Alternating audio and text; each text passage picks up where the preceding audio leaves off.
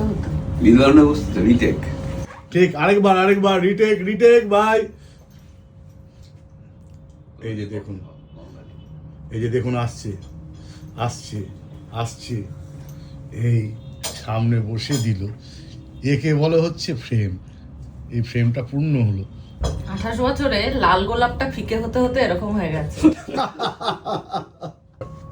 আমার আর কিছু বলার নেই, তবে আসো বল ডান্স। মানে এতেই যথেষ্ট হয়েছে। না বল ডান্স তো লালটা যে করবই ফিকে আজকে, হয়ে গেছে সেটাই তো যথেষ্ট। বলে লাভ নেই। এই প্রীতি, হ্যাঁ। ভালো করে ছবি তো। আমি তো ভালো করে ছবি তুলছি ভাই, চলো, আমি তো চলো। ধরে আছি ক্যামেরা ভাই। তুমি হেভি বল ডান্স নাচতে আমার সঙ্গে, সে ওই তো এরকম হয়ে গেছে। তাহলে কি হচ্ছে?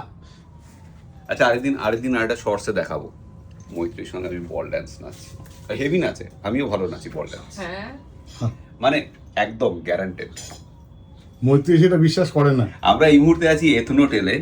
আগামীকাল ভোরবেলা আমাদের ফ্লাইট। আজকে আমরা বাড়ি থেকে এখানে চলে এসেছি। এটা কিন্তু একদম দমদম এয়ারপোর্টের পাশে 2.5 নম্বর গেটে। সুবিধাজনক, কারণ হচ্ছে যারা মফস্বলে বা জেলায় থাকেন তারা ভোরবেলা ফ্লাইট ধরবেন, তো আগের দিন চলে এসে এথনো হোটেলে থেকে যান। ভোরবেলা উঠে এখান থেকে ওদের ড্রপ সার্ভিস রয়েছে এয়ারপোর্টে, সেটা নিয়ে ওরা এয়ারপোর্টে ড্রপ করে দেবে।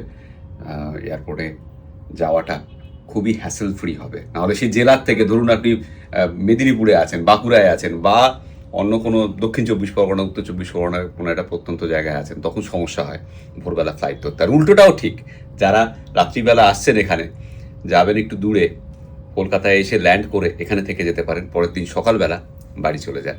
তো আমাদের কালকে ভোরে ফ্লাইট, আজকে চলে এলাম এথনো হোটেলে 2.5 নম্বর গেটে। রাত্রি 3টে বাড়ি থেকে বেরোনোর থেকে এই 8টায় বেরিয়ে যে চলে এলাম, এটা কিন্তু সুবিধার মনে হলো। হ্যাঁ অবশ্যই, এটা নিয়ে কোনো কথা নেই।